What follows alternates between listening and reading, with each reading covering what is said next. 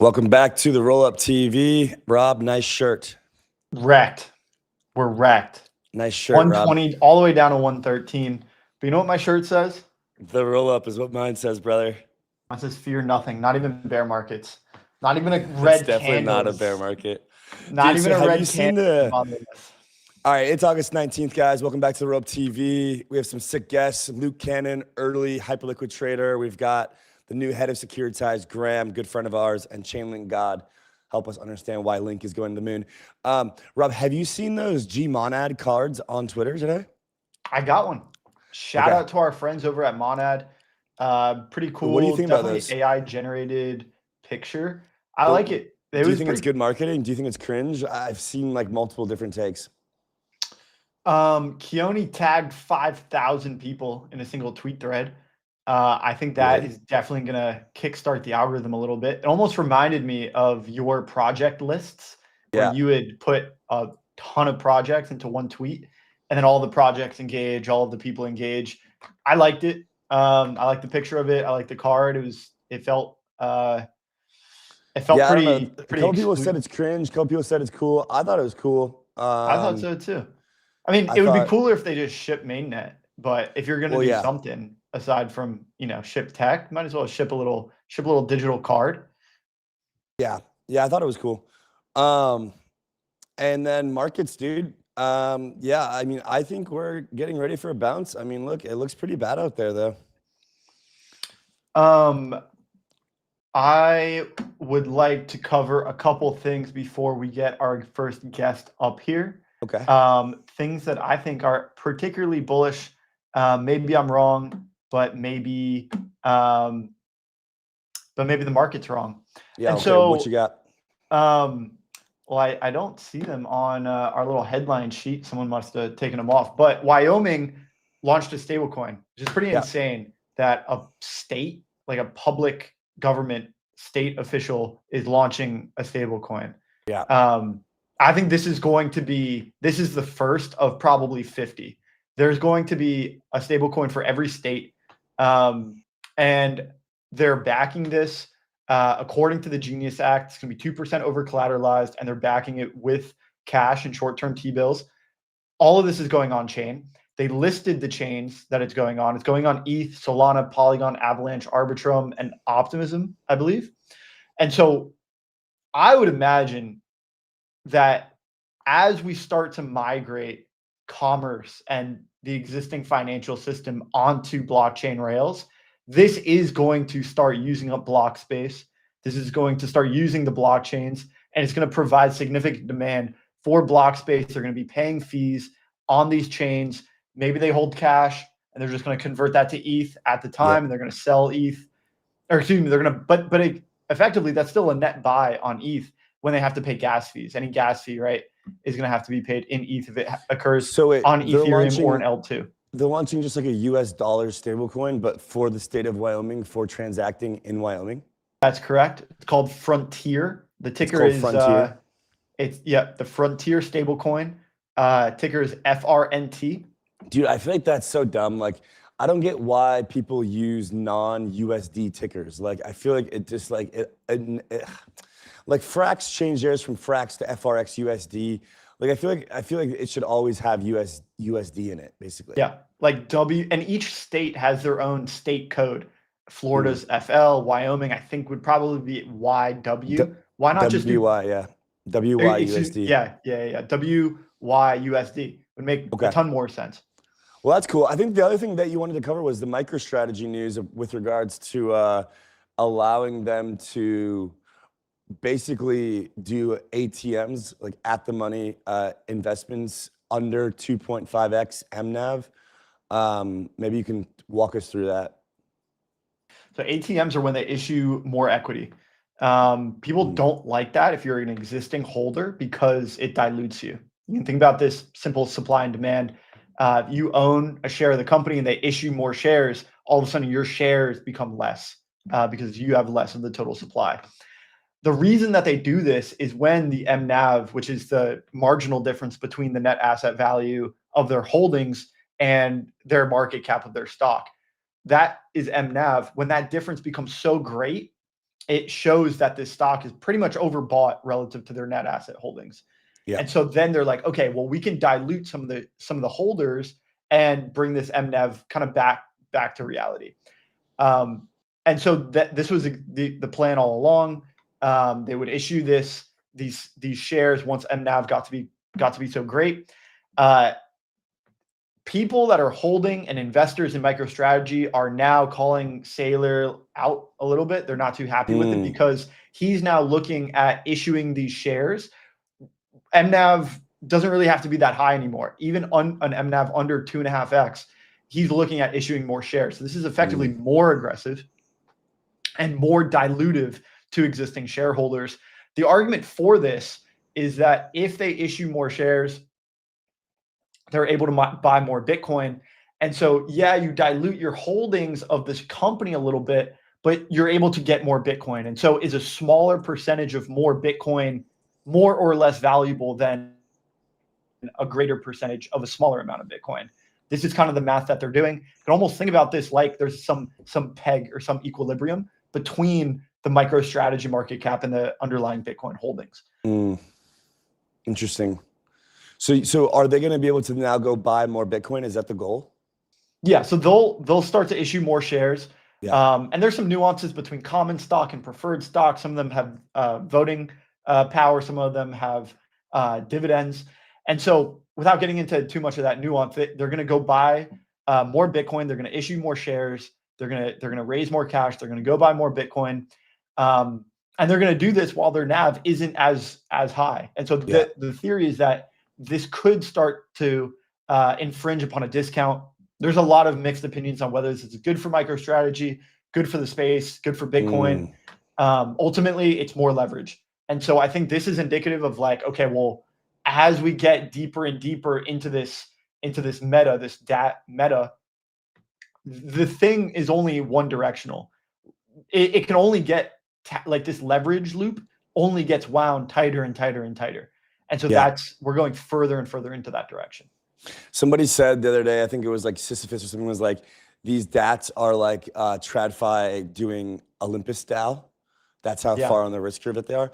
But I think that like MicroStrategy is different than the other ones in that there's way more leverage in MicroStrategy than there is in these other DATs, in that MicroStrategy is actually issuing these convertible notes debt to buy a lot of Bitcoin and others. But I think some of the Ethereum DATs are less aggressively levered, is my understanding.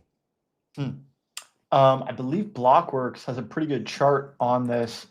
Not sure we're going to be able to pull it up, but maybe we can just take a look at it, because I believe they list kind of the right way to think about, like, are these things levered aggressively or more conservatively, is if we look at their MNAV. Yeah, I saw that it was actually coming down across the board, a lot of them. Okay.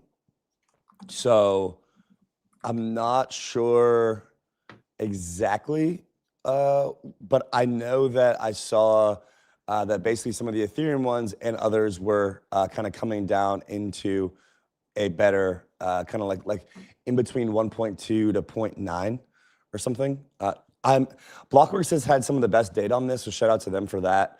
And yeah, it's just an interesting dynamic. We're gonna have Pratik on, I think, later on in this week for a short segment about this and others. But I think we got Luke getting set up in the back. So we're gonna get him up. Luke was one of the early Hyperliquid adopters. I think he's gonna come on, talk a lot about what he's been building or what he's been seeing there as well, his experience on Hyperliquid and more. So it's definitely gonna be a Hyperliquid bull thesis. I think that's a good place to start, actually. So we had Flood on at one point talking about hype. I think that's a good place to start as well. So Luke's in the back and ready to come on. So let's get him up. And yeah, Luke, welcome to the show, man. I appreciate you hopping on. Let's talk Hyperliquid, man. How are you? I'm doing well. Excited to be here. Thanks for having me, Robbie and Andy. Yeah, man, you're one of the early adopters. Maybe tell us your Hyperliquid story. For those of you who don't know, Luke, how did you become such a Hyperliquid bull? What is your story of getting into the ecosystem? How'd you find the platform? What's your experience been? Yeah, well, I think like a lot of people, it started as just another platform that I was farming back in 2023. So there were a bunch of new perp dexes at the time, farming 𝘂𝘂 and Drift and Zeta and Hyperliquid. I think one of the features that got a lot of early users, including myself, was they're really quick to list these new like esoteric perps. So they had like a friend tech index that I specifically started trading, and yeah, so it was part of the airdrop rotation. But I actually have to credit a bunch of other people in the community who I would say really got me excited about the bigger vision and seeing that it was more than just some other perp dex to farm. So shout out 𝘗𝘁𝗧𝗓𝗏, who was kind of the first person to publish this like $800 per point thesis. And he was the one who basically really made me go all in and start taking it seriously. So that was around like December 2023. And let's see, that was basically when like the first point season announced. They had sort of like an alpha before that. And then from then on out, there was a pretty big community of just people going hard on it, who saw the vision what Jeff was building. And since then, it's been from the regular perp season to spot season to now maybe some sort of hyper EVM farming season, or just farming hyper EVM protocols. But yeah, it's been really fun being a part of the journey along the way. Obviously, come a long way, and it's also a lot more fun, I think, to be part of a community where the metrics are just going up and up every week. That's definitely, it's made crypto fun again, I think, for myself and for a lot of other people in the community. Absolutely. Yeah. The up and to the right technology is a lot of fun to use. But not only in terms of price, but also in terms of protocol. Like the mechanics of it have just been able to create these network effects. These wealth effects and these network effects go hand in hand. And I'm curious, being an early adopter, you were in there, you saw the value proposition before the up and to the right caused a little bit more popularity and momentum and kind of the onslaught of people coming into the platform. And so when it comes to sort of like, I don't want to say picking winners, but picking something early that you think has staying value or staying power, what was something that stuck out to you about Hyperliquid that differentiated it? And you said to yourself, oh, okay, this is something that no one else really has. They're going to stick around. There's other people that want this. What stuck out to you early on? Yeah, I mean, it's a bit cliche, but I think it honestly really is the team. So, a lot of people, they were doing research into Jeff's background, they figure out who he is, and they're like, oh, okay, this is a guy who like has a quantitative background, he trades, he's now building a platform for traders. Okay, that's obviously interesting. And then I think you look at how the team conducts themselves throughout. So this was a team that basically never hyped up anything before it got launched, right? It was always under promise, over deliver. They'll surprise you, drop some huge announcement on a Tuesday. If there's any sort of hiccup or downtime, users are all getting refunded with super generous terms and prices used for these refunds. You can just really tell it was a team that just put users first the entire way. And I think that was also what a lot of people were looking for in FTX. And then that, did not come to fruit. And so I think that probably also guided part of Jeff's vision, like an exchange for traders built by traders. Yeah. Dude, did you hold all your airdrop, or did you sell some of it, or like what was the story? I did. There? Yeah. Was it a huge airdrop? It was pretty sizable. So yeah. Reasonably sized house? Yeah. and you're still holding it all? I'm still holding. I bought more. Wow. My only regret is basically not liquidating other assets fast enough to buy at TGE. Like I was like, oh, I'll have a week or a few days for sell pressure to kind of take care of stuff. But No, the next day I was scrambling to liquidate and, bought 2x where I originally was Wow. hoping to put more in. But, Yeah. Dude, I remember being in Hong Kong the night before the token launched and just like being around with some big liquid funds, and the guys talking about how if it launches between like $2 to $3, they're gonna just be aping clips into it, like talking like $1 million clips, 8-figure clips, and the airdrop came, and then just that first morning it was just trying to shove as much as possible. Ended up getting like a $2, $2.50, $3 entry, bought all the way up, and that's kind of our story on our side. But all right, let's flip to the Luke. What's the forward-looking analysis now? Like that's kind of what happened. You called it early, like 80, saw it, 120, now it's top 15. Yeah. Where do we go from here? You're still holding. Why? Yeah. Well, I think you look at the other places where you could allocate, and it's just really hard to find something that looks better than hype. Like no other coin is putting 97% of their revenue into the token. No other protocol is growing this fast at this scale. I don't think any other protocol has really developed like a cult that's this strong this cycle. It just doesn't seem like there's really better options. Some of the specific things to be excited about, like I think HIP-3 is obviously one that a bunch of people are talking about. Basically enables anyone to launch their own perpetuals markets built on top of the hyperliquid infrastructure. So right now, all the perp markets, right, are managed by the team. They choose to list, bonk or useless coin or whatever the latest runner is. But HIP-3 would basically have this cadence of auctions where anyone can put up 1 million hype to have their own market running on the hyperliquid infra. And so it's a new primitive that I think to be honest, even myself, I don't think any of us really know what this will enable. There's a few teams that are building on, this is going to allow tokenized stock perpetuals or interest rate markets or T-bills, or there's a team doing pre-IPO stock trading, right? But I think it's more than that. We're just talking about various new markets we could create. I think the real innovation is actually the incentives. Crypto is very PvP, right? So every exchange, every DEX, they're all competing with each other. What Hyperliquid is trying to do is basically set up a model where it makes more sense to build on top of each other because they've got the liquidity, they've got the infrastructure. If overnight you can set up a market that is now suddenly competitive with Binance and Bybit on liquidity and fees, like why wouldn't you? Why would you go try and build your own? And so, we've seen, and this is not just with perps, right? This is also on the spot side. So we've seen Phantom integrate builder codes. They're now at like a 2 to 3 million monthly runway in fees, which is substantial even for a company that's already doing, over 200 million of revenue a year. And then I think I saw Infinex integrated hyperliquid perps this morning. I believe 𝘱𝘭𝘓𝘱 has talked about it. Yeah.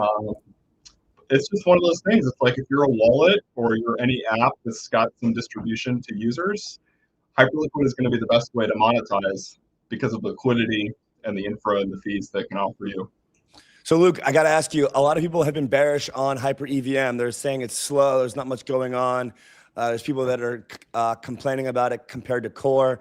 The other way around it is people are saying that this kind of design with this Core product and then a separate kind of chain, if you will, for the EVM is like the future of how some of these kind of like app specific versus general purpose environments are going to kind of interact. Also, people are saying that this is one of the best place to be basically points farming, airdrop farming for Hyperliquid airdrop number 2, if it's coming, as well as just the protocols on Hyper EVM.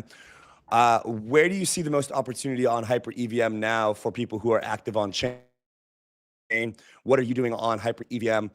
Is it going to be one of the best places to get points for airdrop 2 for Hyperliquid? Do you know anything that you can share, or just kind of what's your takes on some of the best protocols on Hyper EVM that you think will be good, for retroactively rewarding its early users? Yeah, well, first I'll address the point about Hypercore versus Hyper EVM. I think the priority has been and will continue to be for the foreseeable future on Hypercore, right? Like obviously Hyperliquid, the Hyperliquid team, they care about the performance of that exchange. They're not going to do something that's going to compromise that performance. And so every development, everything that happens, it goes at a very slow cadence right now because you can't mess up the latency of the core exchange. That being said, I think there's a ton of room to improve the throughput of Hyper EVM, and the team knows that. Like, overnight they could increase the gas limit 10x. Obviously, that's still not like a high throughput chain, but that there's tons of small changes like this that they can do.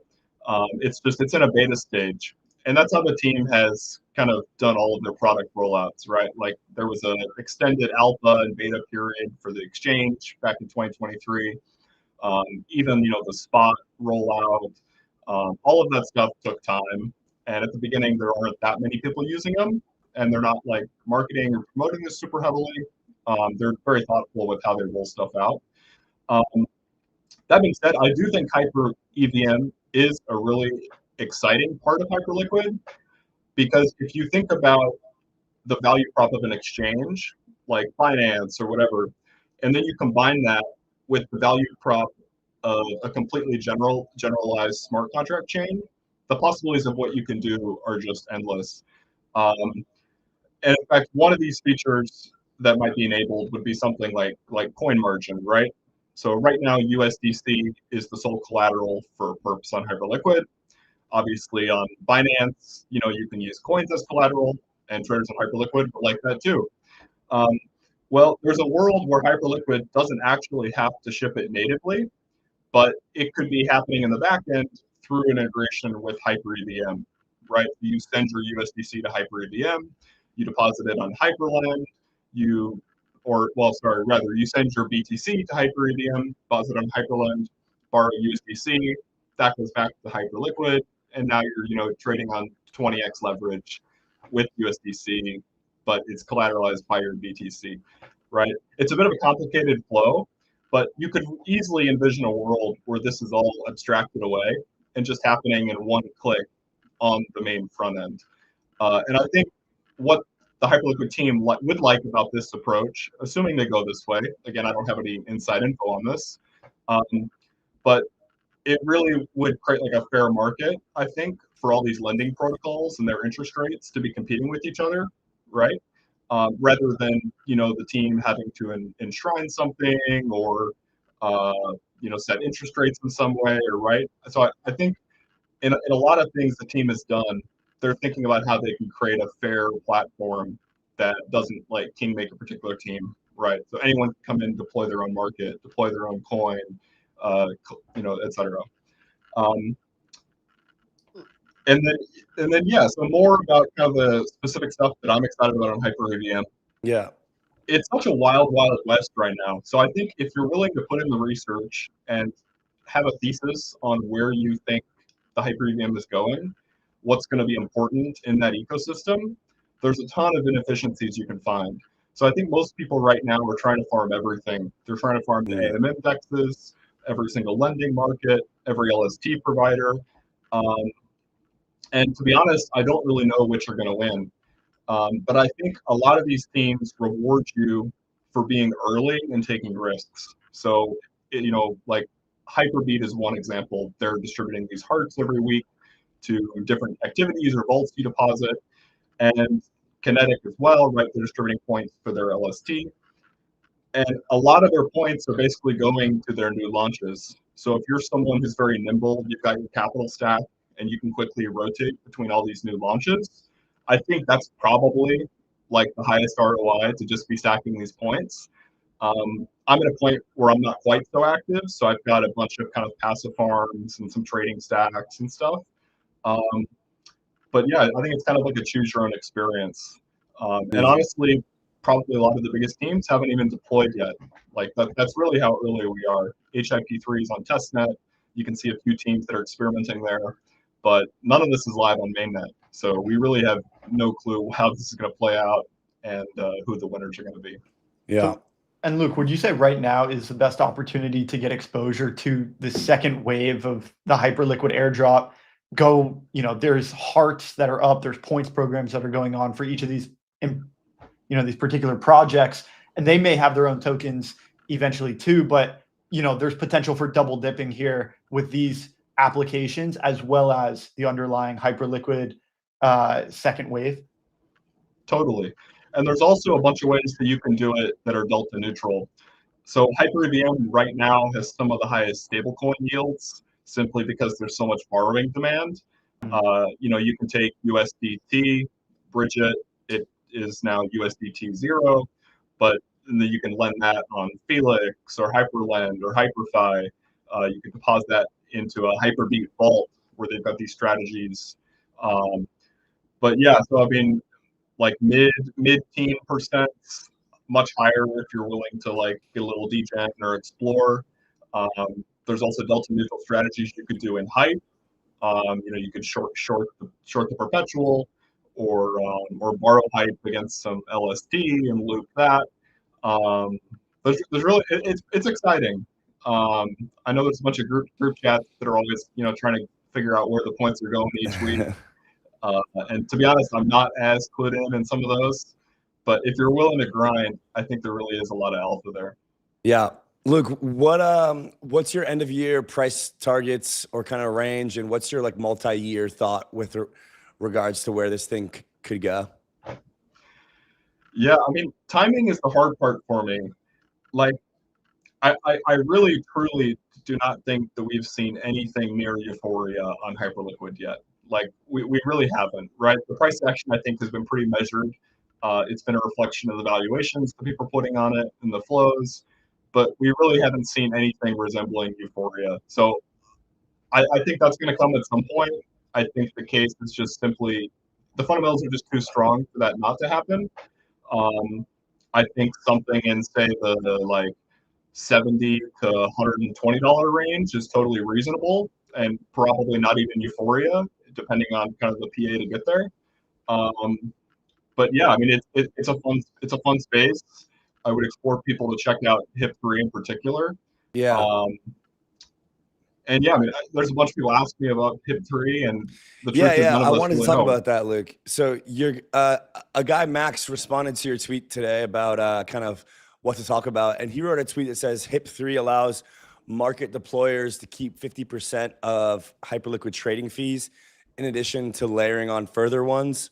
For large market makers, deployment of their own Bitcoin, ETH, SOL, etc. perps is an opportunity to achieve negative fees on their strategies. Hyperliquid is probably unrecognizable in a year, and he requested that you speak about the incentive structure, which points to a complete explosion of independent perp markets on top of Hypercore. I think you alluded to this a bit earlier, but maybe you could just like further hammer in what exactly Max's point is here. Yeah. So shout out Max. So he's involved with Kinetic and Felix. He's one of the more connected people in the ecosystem. And honestly, yeah, I don't think the ecosystem would be where it is without him today. And he's also been helping out with Hyperion, which is one of the treasury posts for Hype. But yeah, what I alluded to before, which is that crypto is inherently very PvP. But because Hyperliquid makes it so easy to spin up a market that is competitive with Binance and Bybit, it aligns incentives in a way that no other protocol really has before. So every HIP3 market that you spin up, you're entitled to 50% of the trading fees from that market. So imagine you spin up, the BTC USDT market, right? And that's doing $1 billion in volume a day. And you would automatically be earning 50% of all of the base trading fees on that market. And then you can, in addition, specify an additional fee on top that you wanted to collect. This could be via builder codes, so on your own front end, if that's where you're hosting the market. But it's just a dynamic I don't really think exists anywhere else. And it also, as I said, is the case for spot markets. So I'm not sure if you're familiar with HyperUnit, but they're the protocol that is bridging, native BTC and native ETH and Sol and Fartcoin to Hyperliquid. They are also currently earning 50% of all trading fees on those spot markets. And so that's, I don't know what the total is now, but I think it's easily 7 figures. And we're at the very early start of this. Volumes are continually ramping up. So they're the consensus top pick to be the largest Hyper-VM protocol, simply because of all of that fee capture that they have at that layer. There's another dynamic, which is that yesterday, Hyperliquid introduced the first spot market that was not quoted in USDC. So it was a Hype USDT spot market. And this is something we've been wanting for a while as we move away from USDT to USDT. I think eventually we'll probably see Hype denominated pairs, or people will denominate their own pairs in one of their own assets. But again, that just expands the landscape of these markets and the opportunity for deployers to capture these trading fees. And the other 50% of fees in all of these markets still accrue to the Hype token, right? So it's basically expanding the pie. It's not dilution. You're incentivizing every single app, wallet, exchange in the whole industry to integrate Hyperliquid. Yeah. Yeah, Luke, I think you said it well. We had Flood on some months ago talking about the thesis as well. And I think that this HIP3 and builder codes, it takes this entire idea from another perps dex to the underpinning, the liquidity underpinning for any distribution channel like Phantom, as well as any kind of market making firm, any other exchange even. I think he said that there's a world where some of the largest centralized exchanges just end up providing perps front ends for their users, but they all trade directly on Hyperliquid in the future. So look, as investors, we are excited. As shareholders, token holders, we're bullish as well, and stoked to have you on to kind of give us a refresher. Appreciate it. And yeah, man, would be sick to get you on in a couple months, see if we're trading around that $100 range, see if HIP is through, and what some of the numbers Phantom and some of these other chains or some of these other platforms are putting up as a result of builder codes, man. So stoked on this for you, and congrats on the big win too, man. Appreciate it. Maybe by then we'll be talking about HIP 4. So every HIP more bullish than the last. Yeah, man. Exciting. Thanks so much, Luke. Speak to you soon, man. Cheers to you. Thanks for having me. Peace, buddy. The Hyperliquid bull thesis is on. The update is in. Rob, what's your thoughts on the update? And Hyperliquid is clearly evolving every once in a while. And I think it's important as an investor to consistently kind of check ourselves. And so it was a no-brainer when it first launched. And now looking at it, it's top 15 market cap. It's up there with some of the biggest L1s. It's like, okay, well, where do we go from here? Is there an outperformance thesis? And I think when you look at it, because Hyperliquid is a purpose-built L1, consider it an app chain, right? Part of that app chain thesis. Yeah. It now has the infrastructure, the capital infrastructure, meaning the liquidity to go and start spinning off new projects. And I think that is exactly what we're going to start to see with HIP3, with builder codes. It already did the hard part. The hard part of building a successful application is already done. Now it can go and it can do the experimentation that all the other L1s started with. And so they're going to go and they're going to start building out all of these other apps. There's going to be, different flywheels, different incentive mechanisms back to the Hype token. And I think we're going to start to see the Hyperliquid app chain turn into the fully fledged L1 that is going to provide capital infrastructure for many of the distribution channels that we just talked about with Luke. Yeah, man. Yeah, Luke definitely hit a 7-fig airdrop into an 8-fig bag. So shout out to Luke, man. What a Chad. All right, we got Exciting. Graham coming up. Yeah, Graham will be up here in a moment. I'm curious what you think about the second wave. How, relative to the first wave, do you think it's going to be just as big, if not bigger? And I don't know, but I should have asked him about the unlocks coming up. I don't know about the airdrop. It's hard to tell if it'll even happen. We'll see, right? So, yeah, I mean, I should have asked about the unlocks though, because those are coming up in November, and there's been no updates about it. So, oh well. We'll ask him in the DMs. All right, we got Graham coming up, new head of ecosystem at 𝘗𝘳𝘧, talking RWAs, talking tokenization, talking his new position. And so, yeah, Graham is a good friend of ours, and yeah, stoked on him for this new role. Talking about what 𝘗𝘗𝘧 is doing in the space, the rise of RWAs, and more. Graham's in. Graham, good to see you, man. This time virtual, previously in the flesh.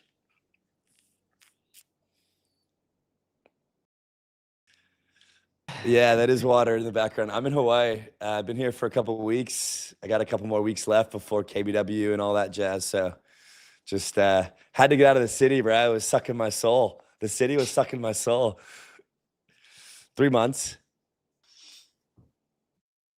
That's all it took. I mean, it was trying to jam everything into one, you know?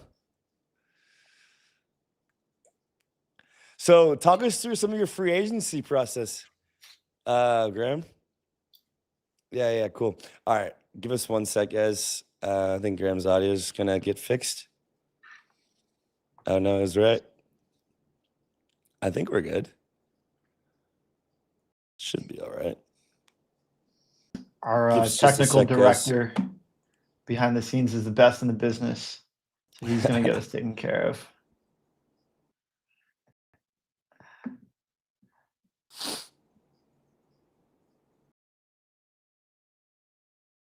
Yeah, I can hear you just fine. But just to preface, yeah. Let's see.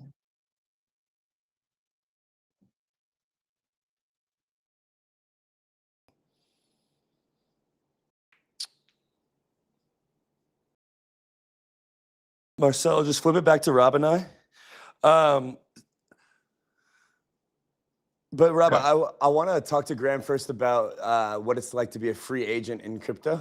So he recently dropped out of I think he was working with Omni. They had a really good run, and then kind of went into the free agency pool. Yep.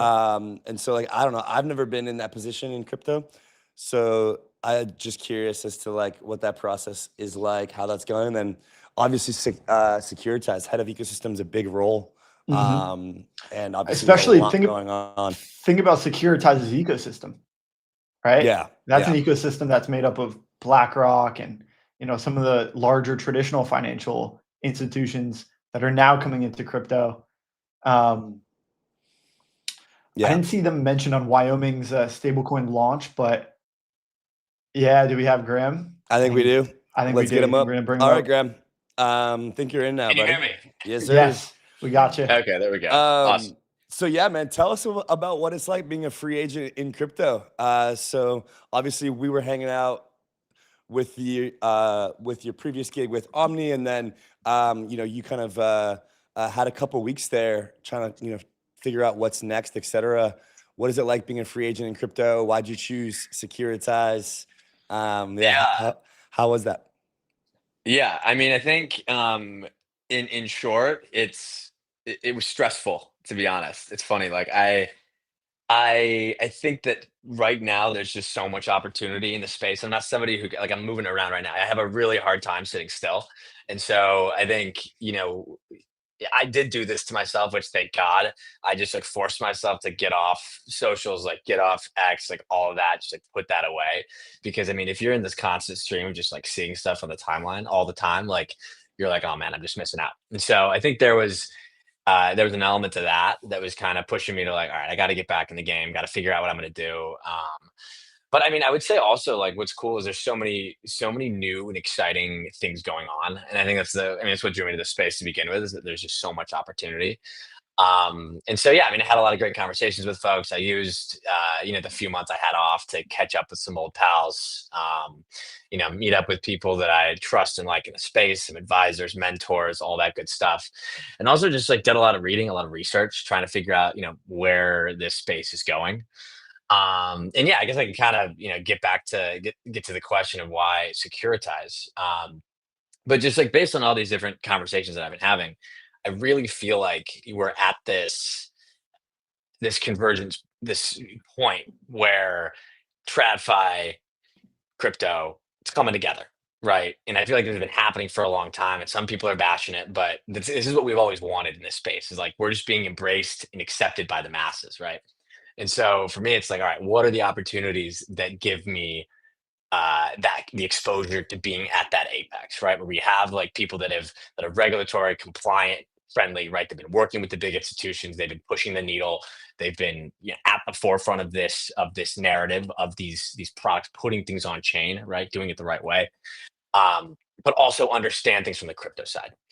And I think you take a look at where crypto is today. You look at the U.S. being, I think the center. I mean, I'm biased, but I think the center of where crypto is right now, especially New York, and who's been further along in terms of working with folks in Washington and just like I said, being regulatory compliant. And it was a no brainer when this opportunity came across my desk. So in short, that's why I chose Securitize. It's awesome. And so, you got there recently. Give us an idea of what Securitize's ecosystem is up until, when you arrived. And then obviously you have big plans. Securitize has big plans, already very ambitious. Give us a sense of where this ecosystem is headed. Yeah, I mean, I think what's been really cool is, I mean, we work with everybody. Like I've just I've noticed. I mean, I've been on the job. I think this is my sixth or seventh day, and so I mean, it's been getting added to a ton of chats, having a ton of conversations with existing partners, potential new partners. I mean, what's really cool is that Securitize has such a great brand with institutions and funds and banks and suits, people in TradFi, right?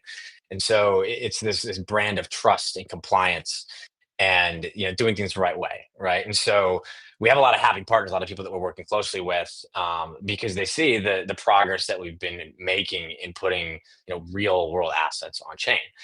And so I think like what's been really sweet is getting thrown into some of these conversations. A lot of people I've been fortunate to have met through my time at Omni or Say or just being in the space, right? So what's fun is kind of picking up the conversation with some of these folks. I mean, I was on the phone with Morpho today. I was talking with folks at Avalanche. Like these are people that I've known for a while, and getting to cook with them again is super super exciting. So, I mean, the great thing is like we have several of these chain partners, tons of protocol partners today, and I think really our focus is on the issuer side, figuring out, all right, what are the types of assets that we want to work with issuers to put on chain, to tokenize, and then also figuring out the dream of distributing these assets, right? So how do we get them deeply embedded in DeFi? How do we get people excited about them? How do we provide them with new opportunities?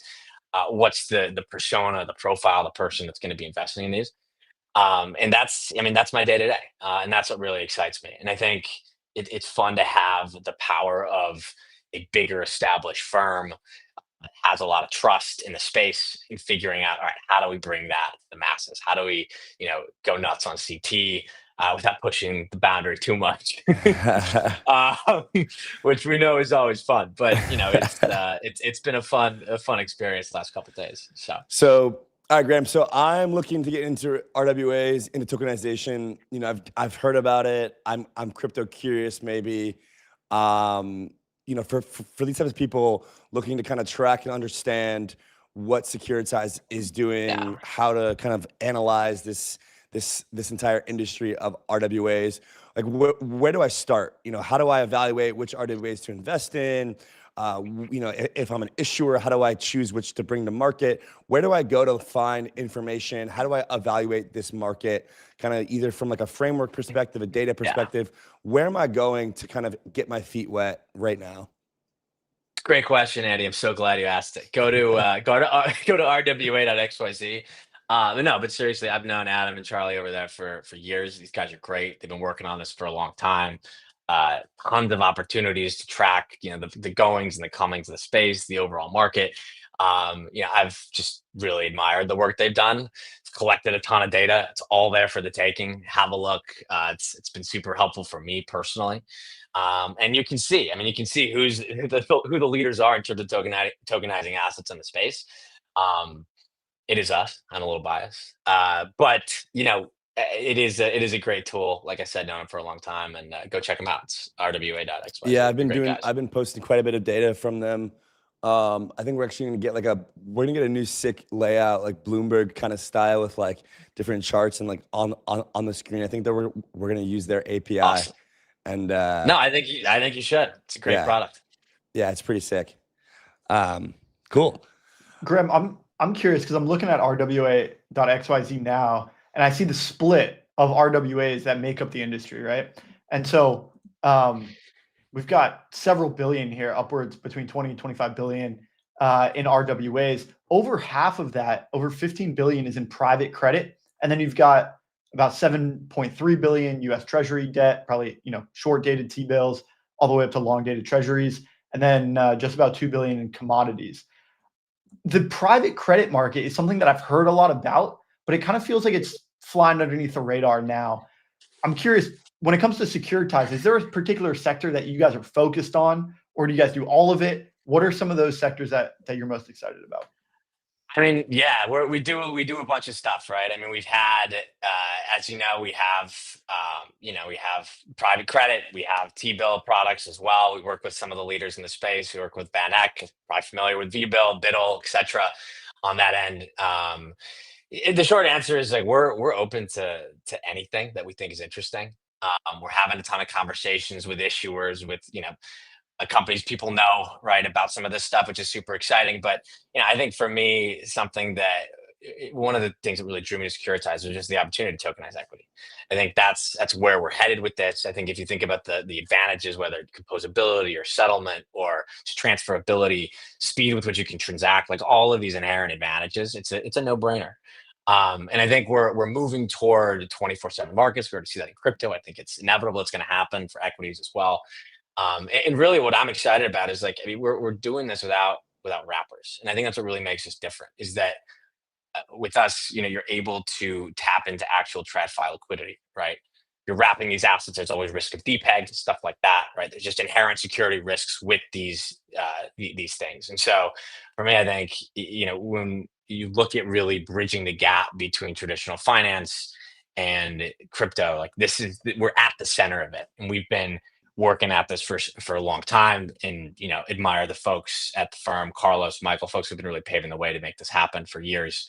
It's finally coming to a head. Yeah, we had your boss man 𝗂𝘶𝘶 on the show a couple months back. I was in Sweden, actually. It was fucking sweating bullets. It was like 9 p.m., no AC.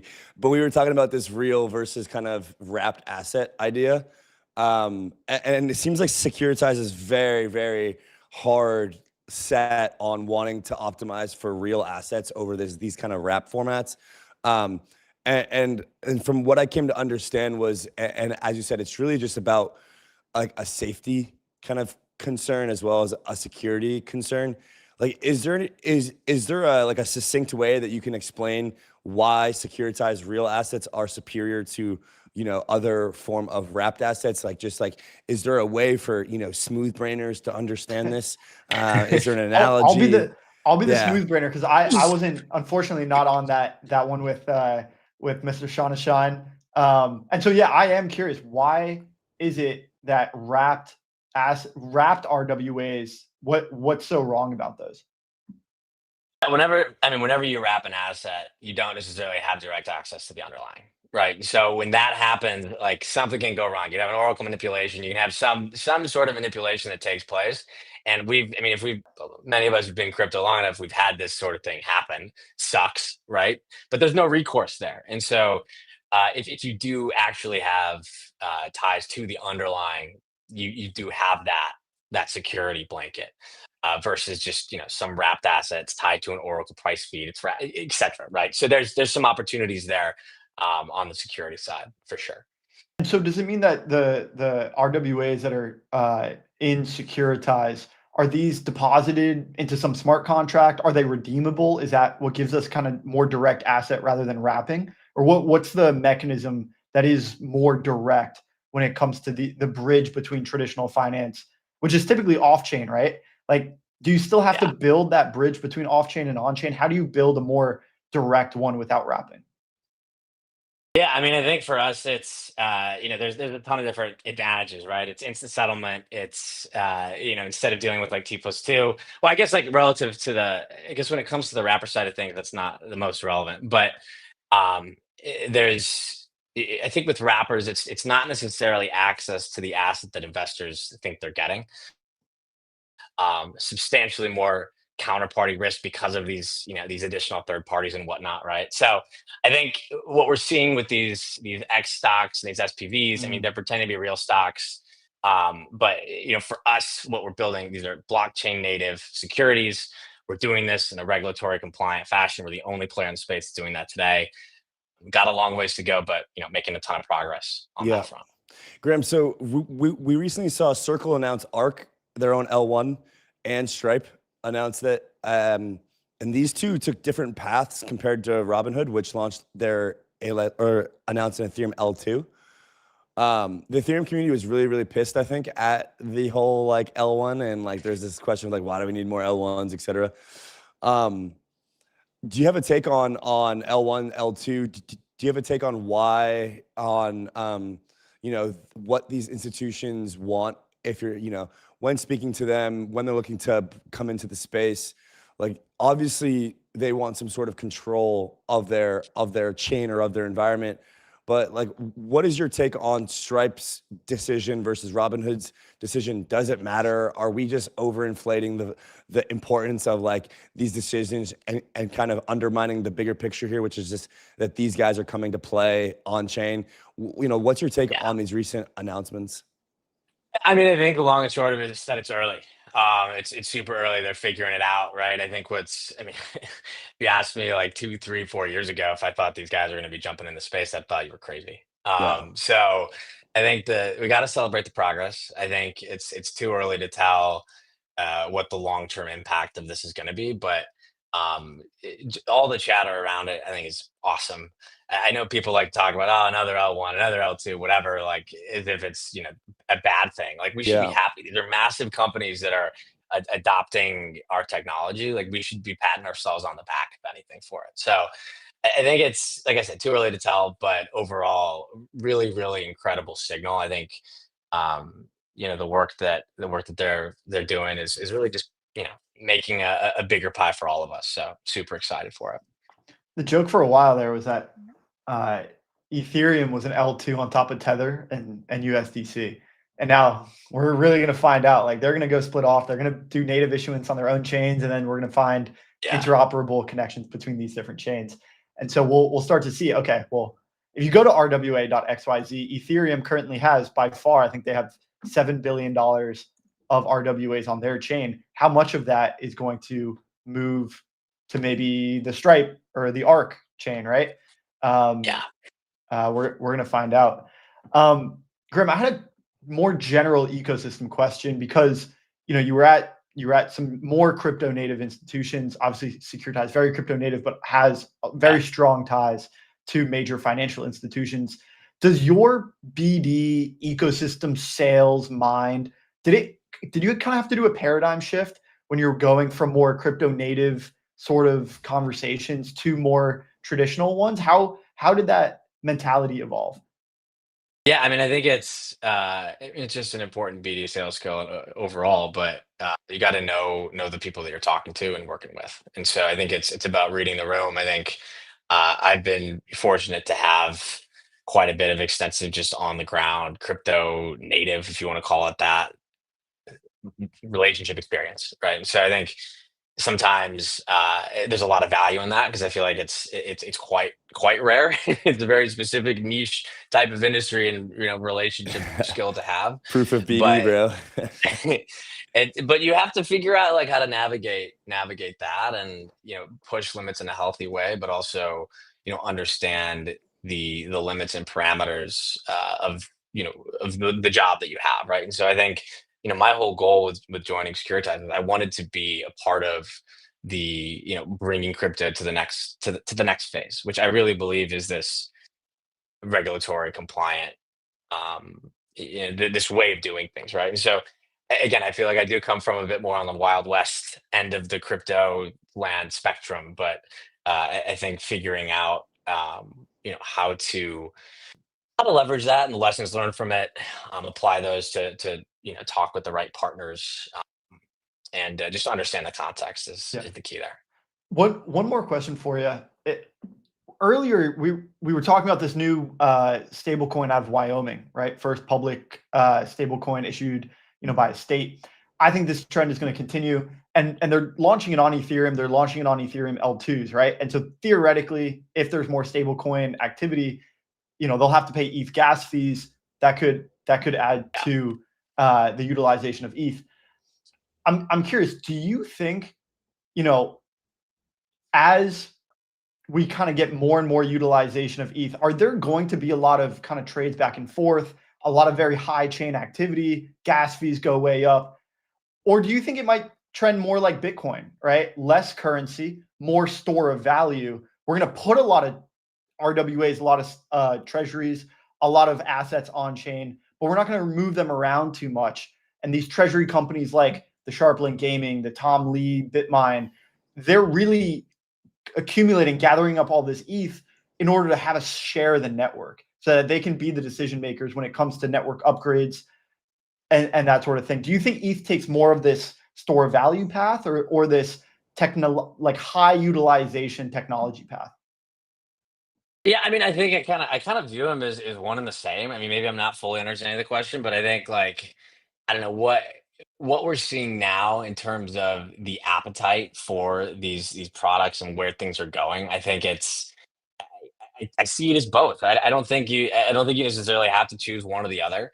But I do think what has been cool is seeing just the opportunities in that ecosystem, specifically with the more traditional finance that's coming on chain, and just being excited about ETH. I mean, we've all been excited about ETH. I think the last few months, it's been cool to see that long last. Finally, your bags. Take it long enough. But yeah, I mean, I think there's to go back to the ARC Stripe question too, it's just it's too early to tell. I think this has really been accelerating over the last several months, and so I don't know, ask me in a few more months, a year, and then I'll be able to give you a better answer. One last one for you, Graham. If you could choose one person, entity, group, etc., to pitch what you guys are doing at Securitize to, who would you choose, and what would your pitch be? I would choose every chain, every protocol, and every asset issuer. No, but seriously, if you want to, in a pipe dream world, I'd love to go to Tim Cook at Apple and be like, hey, we'll put Apple on chain. We'll do it in a regulatory compliant manner. We're SEC regulated. We're working with all the right people, and it really is the future. I think it's where this industry is headed. I think there's tons of opportunity, and that's that'd be my dream Beauty. pitch. Facing regime here. I'd like to see you on more podcasts, on more streams, and doing conferences and things. I think you've got the vibe for it. So thanks for coming on, bro. And we'll see you again in a couple months maybe, and get another update. Sounds good, man. I appreciate it. Thanks for going easy on me. 6 days on the job. Yeah, exactly. Yeah, man. All right, buddy. Great. Take it easy, brother. Man, the tokenization space is just going to keep growing. That is for sure. Oh yeah. You could tell Graham was a bit he's new to the job. He's kind of short answers. He's got some stuff to say. Doesn't want to doesn't know what he maybe what he can or can't say. But he's got I think he's excited. He's got the right energy. I think he's got the right mindset. So I'm stoked on it.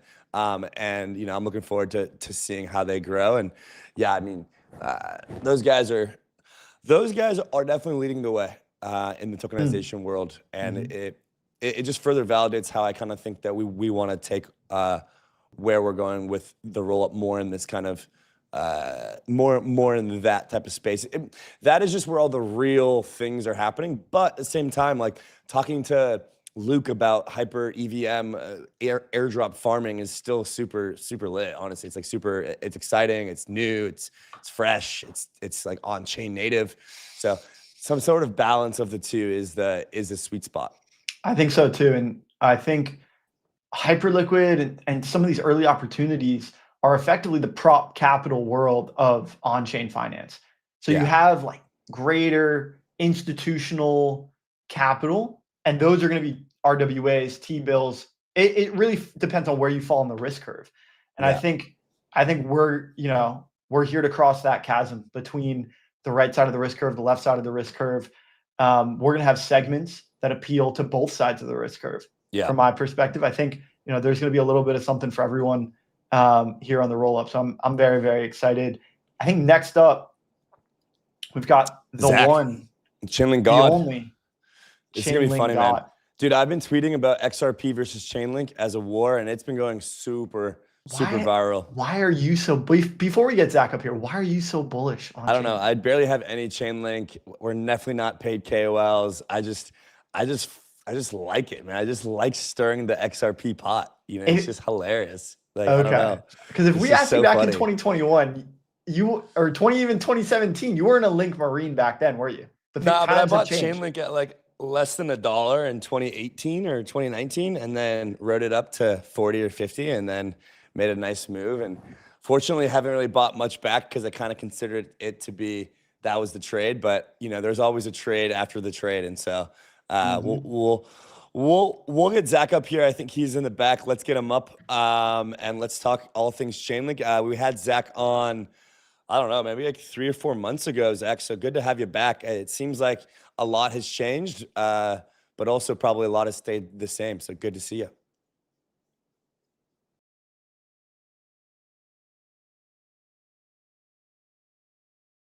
Okay. It's the number go up technology that has changed. That is the huge kicker here.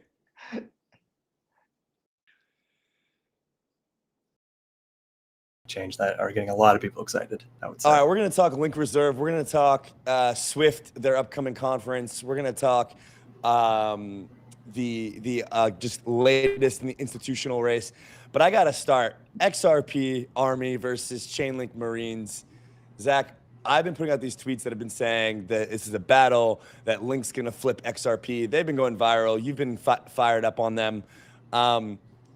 Maybe give us your side of the story, man. How did this beef start? It's been going on for years. You're talking about NDAs that these guys have been, hushing, breadcrumbs, trying to put together the best rumors possible on the XRP Army side. But you seem to be, very sure that Chainlink is the one that is actually kind of making this happen.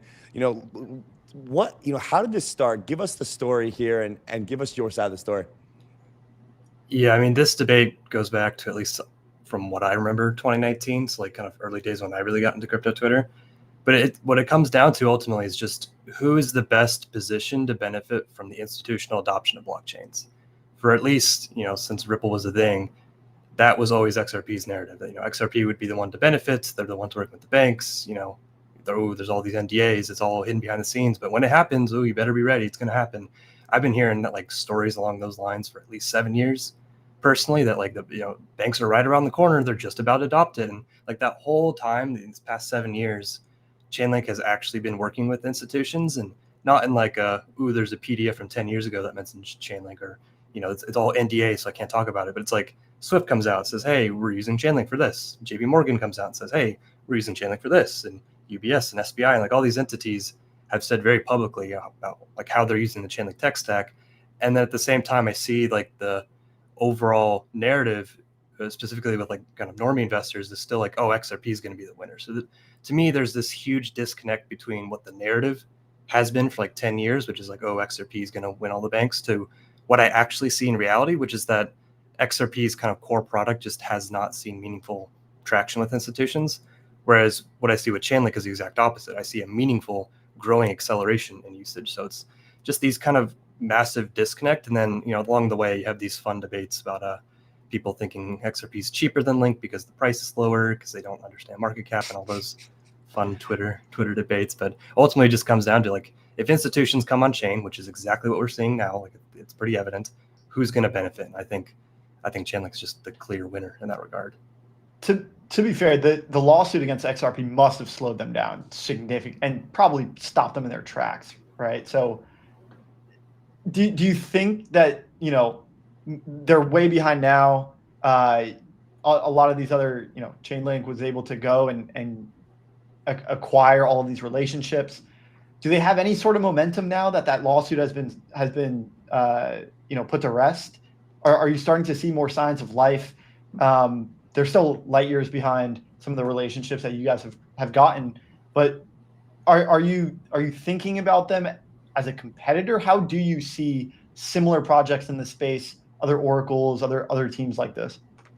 Yeah, so I wouldn't discount that, like, the lawsuit, you know, it didn't help them at all. I'll say at this point, they can no longer use that as a shield or an excuse for why they're not used. Right. But the U.S. regulators during the previous administration went against a lot of projects. They went hard against Ethereum, and Ethereum has come out even stronger. Like, they were growing in adoption during that time. So I can't say you can't really pin it on that reason alone, in my opinion. But like, from a technology perspective, Chainlink and XRP are two very different things. Like, XRP is a blockchain. They're about cross-border payments and this XRP bridge currency.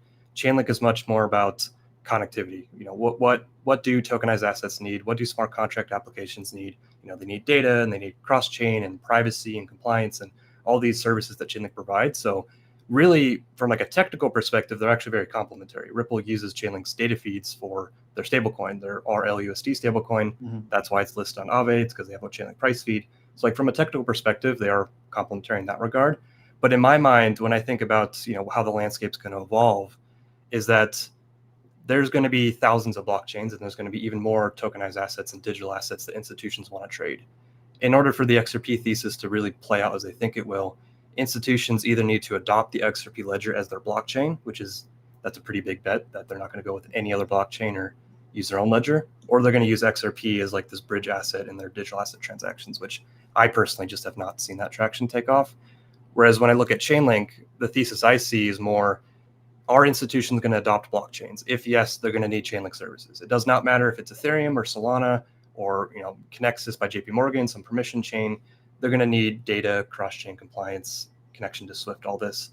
And regardless of what asset they want to use in those transactions, whether it's stable coins or CBDCs or tokenized funds or like Bitcoin or something, you're still going to need Chainlink services. If you want a lending market, you need to price the collateral. If you want perps, you need to be able to price those trades. Like, no matter what kind of asset or blockchain that's being used in an institutional context, you're still going to need Chainlink, whereas XRP is a much more specific bet that they're going to adopt their tech stack and their ledger and their asset, which I just find that to be personally unlikely and just much more riskier of a play. So when I look at like other players in the space, like, there's specific entities and they do price feeds, and there's entities and they do cross-chain or they do compliance. They typically do one of those things. Chainlink's the only one that I've seen that is doing all of these different verticals all within one platform. So I don't see any one-for-one competitor to Chainlink. Basically anything in the space can work with Chainlink, which is why, you know, there's thousands of integrations and users of Chainlink. But I assume at some point there'll be a competitor in the same way that, you know, Google and Microsoft compete, because they both have this giant tech platform that spans the entire Web 2. We'll see something like that in Web 3. Yeah. I guess the last thing on this kind of topic is, clearly XRP and ADA, Cardano, have done something right with the way that they've built this fervorous community of people who, I mean, as politely as possible, know so little about how crypto actually works, yet are so vocally loud and excited about the fact that these specific companies or projects are the future of the entire space. Whereas it seems like Chainlink maybe has really attracted a strong, you know, core marine community with regards to these like kind of crypto hardcore believers from Reddit, from 4chan, early adopters, but maybe like struggle to have a mainstream normie retail like message. Like, do you think that there's something that, like, are you guys working on something that is appealing? Like basically what I'm getting at is, you know, there's a very left curve, like, oh, like XRP is going to be used by the banks, bullish. Like, and for some reason that has perforated and proliferated so much of that kind of population. But it seems like Chainlink maybe hasn't gotten that population so excited about Chainlink. is there anything? Is there a reason why? Is there something that you guys have thought about from your messaging, or does that really just not even matter? And like, what actually matters is the people that you guys are working with, and trying to actually get those people involved. I think you're spot on in the perspective that Ripple, Cardano, and a few other coins have just perfected this retail or normie persona to retail investor. Like that pipeline, your Uber driver, your barber, It's just or insane. whoever, Yeah. always going to talk about XRP first. Like I have to give them credit on that whatever they did, if they did anything, it worked very well. I would say the core difference is that XRP's had the thesis of banks plus blockchains for 10 years. So they've been very consistent on that story, and they've just existed for a long time. And what I've kind of seen looking at, where do normies kind of get their information? Well, they get it from Facebook, and they get it from TikTok and these places. And so when I look at it, I just see the most insane misinformation and just grand conspiracies about, BlackRock's going to buy 7 trillion of XRP, or, all these BISs secretly adopting XRP in their private ledger. I'm not saying everyone in the community, believes that or anything, but I just see that so commonly across the place. And I think the Chainlink community has always taken kind of a no bullshit approach, where like they are not uncomfortable grilling the team if they think something's not correct. Like they will do that. And I think a lot of other communities don't have that energy. They'll just eat up whatever story that they're served on a platter by the social media algorithm. So I think there's kind of just, at least from the roots of the community, they just took 2 very different paths. But I will say there's been a lot of work of kind of simplifying what the Chainlink message is over time. And it's a difficult task because Chainlink just does so much. You have a data story, but you also have a cross-chain story. You have an institutional bank story, and you have this compliance story and this privacy story. Like, how do you create one story that kind of wraps everything up together? I don't think there's like going to be one perfect answer for that, but I think as more and more institutions like start using Chainlink, and the economics continue to improve, the story kind of creates itself within the community. I found that the best narratives and the best stories don't come from teams; they come from the community themselves, because they're able to find what's sticking. These memes propagate over time, and then the team can kind of lean on those stories. So I've seen that play out a little bit in Chainlink as well. And I think in general, as Chainlink goes down more of this unified platform approach, then you could just say, oh, it's a decentralized AWS. Like it's a developer platform. You go build applications there. And as more as the building blocks are put there, then that's more intuitive. But yeah, it's also a question of like, who's your audience? Is your audience retail investors, or is your audience the banks and Web3 developers? Because those are going to be 2 very different stories. You got to talk to both, but there's some projects that only talk to retail, and they don't really have much of a developer community as a result. And I think that's short-sighted of them. Yeah. You pretty clearly articulated Chainlink's audience, right? And there's quite a few of them. Telling a unified story may be difficult, but you've identified Swift, MasterCard, JP Morgan, UBS, Bank of New York Mellon, Citi, Franklin Templeton, Fidelity. Like there's all of these names, and that's according to your tweet that you posted a few days ago. These are all using Chainlink, the global financial system is adopting Link. That's just to name a few. And so, these institutions are part of Chainlink's audience. You're talking to them, or the Chainlink team is talking to them. Other teams are targeting retail or normies, and you're talking to the banks. What is it that when you tell them, it makes them want to work with you? Like, what is it that you're saying in these conversations? When they hear it, they're like, okay, yes, we'd like to adopt Link. We're going to choose you as an institutional partner, whether it's blockchain services or it's data services.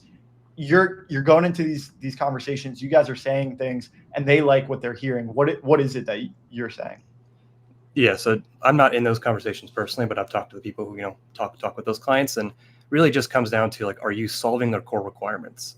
Because there's a lot of projects, a lot of crypto projects in general are looking for a problem to solve. They've come up with a great technology, and now they're just trying to figure out like who wants to use this thing and for what use case. So for Chainlink, it's really the reverse. It's talking to the client, going, okay, you want to do a tokenized fund. What do you need to make that possible? Oh, you need net asset value data. Okay, well, let's go build that solution for that. Oh, you need the ability to bridge your token from your private ledger to Ethereum or something. Okay, well, let's use CCIP for that. So it's very like problem solution oriented, where I think a lot of projects and a lot of companies in the space, they just either they don't have the connections to get the user requirements, or they just are so honed in on building really cool, interesting tech that they don't really stop to think about, okay, does this actually meet the institutional requirements? Because there's a lot of products in crypto that really don't just yet. So once you have those solutions, what Chainlink's been moving more and more towards is, okay, how can you use the Chainlink platform, the tech stack, in a self-serve manner?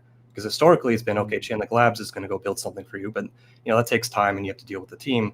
As the platform is more self-serve, an institution go, okay, I just saw that JP Morgan's using Chainlink for cross-chain settlement. I want to do that.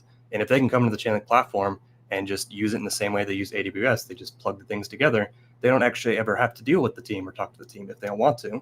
They certainly can. There's get support and 24/7 on-call support and all that. But I think that's kind of the goal: is how can you actually solve the problems that they have with real products, and how can you reduce the friction by enabling them to not even have to talk to a human and just go out and build things? Because institutions are very similar in Web3 devs in that regard, where they just want to build stuff. They want to solve problems. They want to get users. They want to generate revenue. Like at the end of the day, the goals of TradFi are not really that different than crypto in terms of building apps and getting users and making money. It's just, they are more regulated and they're in a different use case vertical. But that's kind of always the way that I've seen Chainlink approach things. And in general, like, from like a marketing perspective, there'll be certain projects that they'll talk about the token price, and they'll go on TV with a T-shirt of their ticker logo on it and talk about how well the coin's going to do. Like, I cannot personally ever see Sergey doing anything like that.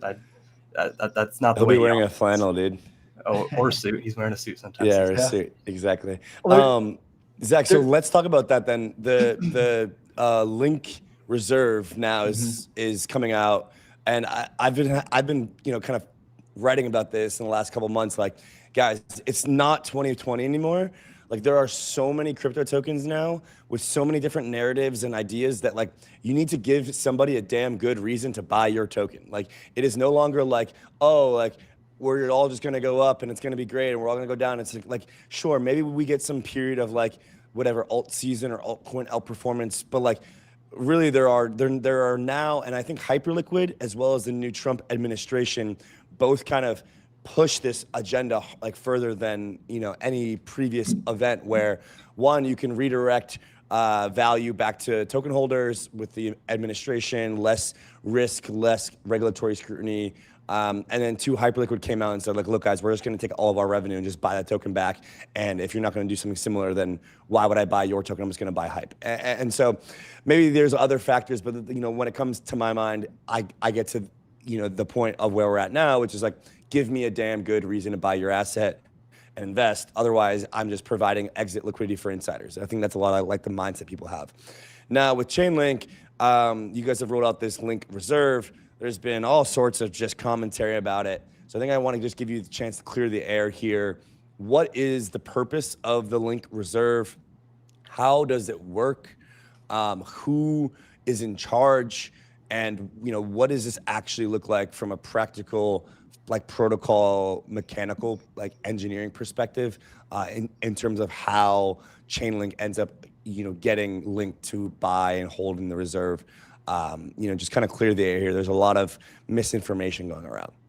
Yeah, I'm happy to. So the Chainlink Reserve, which was announced a few weeks ago, is a strategic on-chain reserve of Link tokens that is funded by both on-chain revenue generated by the usage of Chainlink services, as well as off-chain revenue generated via these enterprise deals and the integration of Chainlink on various blockchains. So the reserve itself is technically an extension of something that was released earlier this year called payment abstraction, which is infrastructure that Chainlink created to reduce payment friction.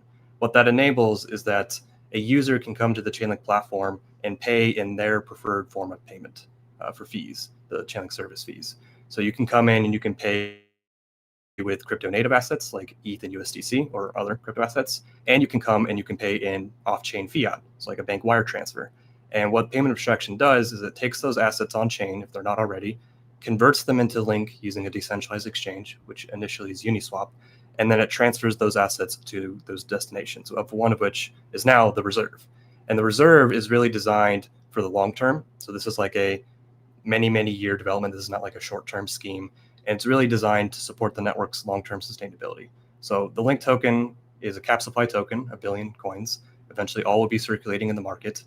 But there's still the need to be able to grow and expand the network and create useful services and grow revenue. And having a strategic financial reserve of assets to deploy is very valuable if you want to keep growing your project, even once everything's circulating. So now that Chainlink is revenue generating, Chainlink noted that Chainlink has generated hundreds of millions of dollars in revenue historically. Now it's in a position where it can start deploying that historical revenue into the link token and store this into this strategic reserve where it's not going to be touched for multiple years that they confirmed. So it's really just about driving long-term growth and sustainability, as well as answering the question of, Chainlink is working with Swift or JP Morgan or some bank, some entity, and they're paying for Chainlink services in dollars off chain because for whatever legal or business reasons, they can't pay with cryptocurrency. There's plenty of businesses like that. Should Chainlink say like, no, you can't pay us in that, we're not going to take your money? Like, of course not. They're going to take the money and then put it back into the system. So by putting that revenue on chain and converting it to Link, it's directly connecting this huge pot of enterprise revenue that Chainlink is generating and continuing to grow, and directly connects that back to the token, which then fuels the system's long-term growth and sustainability. So it's really creating a unification between all these different sources of revenue, which, as far as I'm aware, and I'm happy to be corrected, like this is the first time that a project has brought off-chain enterprise revenue on-chain and converted it and put it back into its own native token. Like there's Hyperliquid with their buyback system, which was fantastic to see, but it's all on-chain. So like you can see all the flows. But when you're signing a legal contract with a bank because they need someone to sign a contract with, because that's how they do business deals, then you have to be able to connect that back to the token. And I think that this Chainlink Reserve, which is effectively a buyback program, is a very clear answer of how does that revenue connect back to the token to support the network sustainability and grow the network economically. So it's kind of a unification. And what I've seen is that people have been very bullish on Chainlink from like a technology perspective and an adoption perspective, but they never saw the connection of how that ties back to the Link token. And I think with the reserve, it provides a very clear answer of how you as a token holder are contributing to the system and benefit in addition to staking.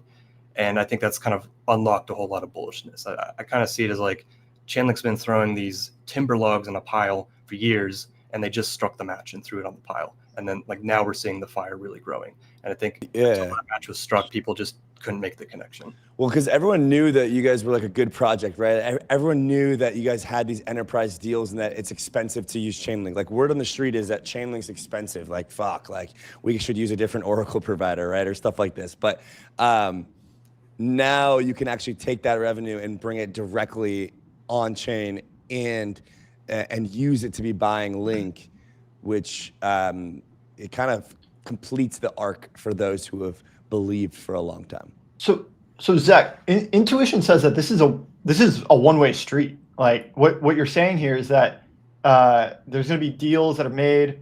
Teams are going to pay with dollars off-chain, fiat into bank accounts. That money is going to be moved on-chain. It's going to be used to buy Link.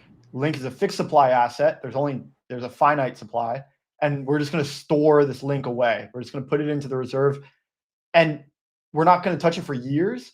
I mean, like maybe this is public info, maybe it's not. Like, is there any math as far as like how much revenue Chainlink is generating? How much would you expect to go into this reserve on a recurring basis? And then like my intuition says this is going to fill up relatively quickly. Like Link is just going to get sucked out of the market and stored into this reserve. And then what, So I would note that the reserve is one destination where revenue goes. There's also nodes in the network need to be able to be paid because they need to keep the lights running. And there's also staking, which is a third component that's a portion of revenue we'll be going to as well. But yeah, I mean, ultimately, what I see the initial reserve announcement, they've put in $1 million a week for the past 2 weeks. So it's just begun. So based on market price, I think it's about 2.5, 2.4 million currently. I think that creating the reserve was really just a confirmation that, hey, the token is actually a core part of the system, that when Chainlink gets adopted in the future and more and more banks and institutions come on chain, you can understand how that connects back to the Link token. Because there's a lot of projects in the space where they generate revenue and then they just keep it for themselves. And then they kind of just let the token go by the wayside and pretend like it doesn't exist, or give little cherries or something. Like it's a very common dynamic where you have this projects who issue equity and tokens, and then they have preferential treatment to the equity holders over the token holders. Like it's a very real dynamic in the space. And I think what Chainlink is basically saying is like, hey, there's none of those games here. The token is the core economic asset of this network.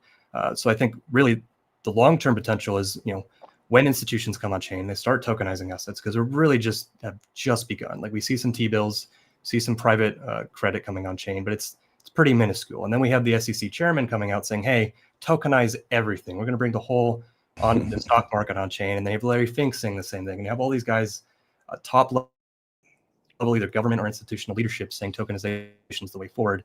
And RWA TVL is like a few billion currently. So for me, the whole market has really just begun. So like projecting is very difficult to tell at this stage because we just have seen such a small segment actually come in at this stage. And Chainlink is, the platforms continue to grow as well. Like a big source of monetization is deploying Chainlink services on blockchains. But in the future, that may switch more towards enterprise deals with institutions. They're deploying a large fund and they need all these services. So it's like there's going to be a lot of moving pieces. But personally, I'm very, very bullish on the ability of Chainlink to generate revenue. I think that's the conclusion to draw, is that we listed off several financial institutions that are using Chainlink or adopting Chainlink one way or another. That's the demand side. And what you're talking about, all this reserve filling up, is I think the only conclusion to draw is that there's this supply side crisis at works. You sound so bullish, man. I just don't know how you sound like an Ethereum put all of this asset, away. Dude. I'm curious to see, like, at the other end of this, once this supply starts to get sucked out of the open market, like, then what? What is the plan with all of this link in this reserve? Once it starts to fill up, I'm just curious. I mean, ultimately, the long-term goal is that the reserve is able to grow faster than its withdrawn fund. Like, if Chainlink is really successful, like, they're going to want to be able to tap into it and deploy new Oracle networks and be able to use those resources. But if more revenue comes in than you're tapping from, I mean, that's just, like you said, a massive supply sink. So I think that is like the best case scenario, where revenue and adoption just goes exponential. And we just see this growing black hole of Link being stored in this reserve that just doesn't need to be tapped because it's better suited to sit in the reserve than be deployed. Yeah. Zach, let's shift gears into the upcoming Swift conference. I think it's about a month and a half out. What is the plan for Chainlink there? Who's going? What is the expectations? Is there anything that you can share? Is there any expected announcements, things that you've heard? What is the usual kind of setup for the Swift conference that Chainlink kind of participates in? Yeah, I can't speak to specifics to this year's, but historically what we've seen, and just so people know, Sibos is Swift's annual financial conference. They've been doing that for many years. Sergey was there like in 2016, and then now for the past, I want to say 3 years, Chainlink has been there every single Sibos, giving a talk, connecting with institutions, having a booth. Like it's a good area to connect with a lot of institutions and drop news related to institutions, because you'll get the most amount of attention from that relevant audience. So I would probably expect Sergey to give a talk, maybe something about Swift. I don't want to like speculate. I can't really say, to be honest, what's going to happen at Sibos this year. But historically, because Swift and Chainlink have been working together for so many years, and they've entered pre-production on the ability for Swift member banks to connect to blockchains through Chainlink architecture. That's what they've been working on for a few years. They're very, very tight partners. So I can't say specifically what's going to be announced this year. I don't know. But usually that's always really good connections for Chainlink to make there and kind of make a big splash with the institutions all being in one place at one time. Yeah. And a little plug for SmartCon as well, coming up in November. Will you be there, Zach? Yes, I will be there. It'll be in New York. Everyone listening should come. It should be a fun time. Sergey, of course, will be there. And every year there's always good announcements at SmartCon. So either virtually, but in person, if you can make it, that'd be fantastic. Very exciting. Yeah, Rob, that's about all that I have. I think we're coming up on time. Anything else for Zach? Zach, this has been great. I think I fully understand the thesis on both the protocol side as well as the token side. And you guys have been able to leverage these conferences. I guess my only other question is, what other conferences do you recommend? Like this one that you mentioned has a ton of opportunistic institutional connections at play. Is there any other ones that you've found successful when it comes to making some more of these institutional connections yourself or anyone else on the team, that you've heard? Yeah, last year I would say Singapore FinTech Week was a good one. That's where we dropped news about how we're working with UBS, SBI, as well as Swift naturally, on tokenized funds, as well as the ability for tokenized funds like the subscription and the redemptions to the fund to be settled using traditional Swift fiat payments while the fund is actually tokenized on chain. So as an institution, I can buy and sell tokenized funds while using my traditional payment rail. So that was received very well at that conference. So like you have like this whole segment of like crypto conferences, and then you have like these institutional conferences. And I think like we're seeing a little bit of bleeding between the two, but then Chainlink is, as always, the bridge between those two different worlds. So towards the end of the year, we always see like a bunch of financial conferences pop up that good news usually drops. Beautiful. Awesome. All right, Zach, thanks for your time, man. Best of luck in the XRP versus Link wars on Twitter. Enjoy the bullishness on the timeline. I'm sure it's fun, and we'll catch you soon. We'll see you at SmartCon probably. Fantastic. Great talking to you guys. You Thanks, too. Zach. Thanks, Zach. Alrighty, guys, that about wraps us up for the day. Pretty good stream, fun stream, different perspectives. Graham, Luke, Zach. Yeah, Rob, any closing thoughts? I think I'm a Link Marine. Yeah, I think it looks good. I mean, it's been moving. What's funny is like one of my best friends from Brazil that I would spend some time with down there. He's been holding since 10 cents, and has just been holding fully. And so he's pretty bowled up now.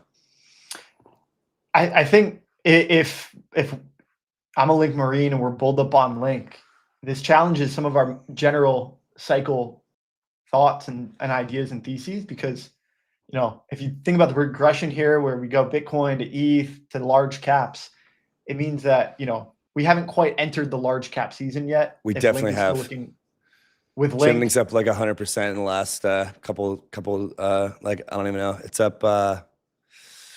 It was at like $12 and now it's at like 25. So that's 100%. $11 on June 21st. Right. Now it's Now at it's like 24. 23. So that's 100. That's 100%. But I mean, maybe this time, maybe everything's just muted with more money coming into the system. We have less volatility. But I'm going to echo what Luke said about Hyperliquid. It just doesn't feel like euphoria yet. Yeah. I agree. What do you think?